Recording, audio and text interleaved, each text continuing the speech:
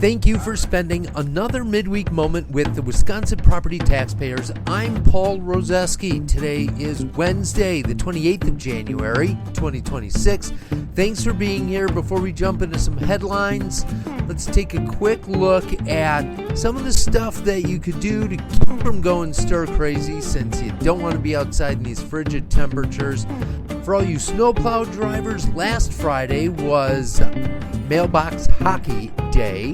This upcoming Friday is Yodel for Your Neighbor's Day. However you decide to celebrate, please celebrate responsibly. We have a lot to get into, so without further ado, let's jump into some news together. And let's start with the big news that Tom Tiffany has been endorsed by President Trump in his bid for governor of Wisconsin.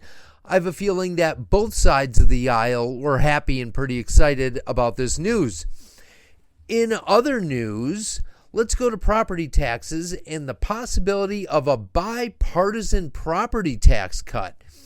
So, you'll remember a little ways back, once news broke that the surplus would be bigger than we thought, Governor Evers came out and said, we should do a property tax cut by giving money to the schools and bring down local tax burden. Well, this past weekend, Robin Vos gave an interview, and in it, he said what's been known in the Capitol, or at least whispers, and he's open to property tax relief with the surplus. But first, we have to fix the 400-year annual property tax increase. Here's a quote from him.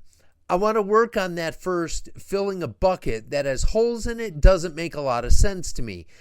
We've got to first plug the holes in the bucket, then begin to refill it. So I want to have those conversations before I make any kind of promise, unquote.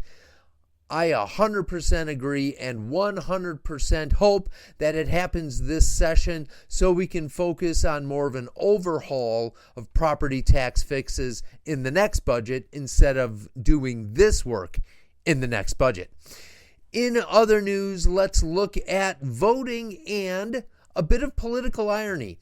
So for years, the Democrats and a number of county clerks have advocated for absentee ballot drop boxes around Wisconsin, arguing they expand voter access by making it easier to submit their ballot. So, removing barriers would help more people vote.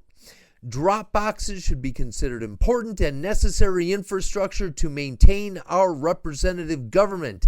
That's been the argument. Fast forward to today, and some of those same voices are now saying something that's kind of different. That absentee voting is merely a convenience, not a right. That is the defense that the city of Madison is using in a class action lawsuit over about 200-ish absentee ballots that weren't counted in a recent election. It's a pretty remarkable pivot, but not everyone is on board.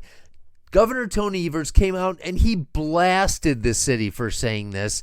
It's funny that something once described as essential and critical is now optional depending on the argument being made. It does make it look like this voting method is vital when it helps your side, but suddenly downgraded to a convenience when it's questioned. It'll be interesting to see how this one plays out and what side people line up on. In other news, let's talk about work and wages and economic reality. A new report has come out that looks at the economic advantages of right-to-work states compared to states that allow mandatory union membership. The analysis was conducted by the Mackinac Center for Public Policy, for all those that want to look it up. Since 2000, right-to-work states experienced population growth of more than 20%, while the states with compulsory unionization grew by less than 10%. Job growth followed a similar pattern. Employment in right-to-work states grew at roughly twice the rate of non-right-to-work states. Personal income growth also favored right-to-work states with stronger gains over time and faster recoveries after economic downturns. The report points to worker choice and labor market flexibility as key reasons businesses and workers continue to gravitate toward those states. The takeaway here: straightforward. Policies that emphasize choice and flexibility tend to attract investment and opportunity.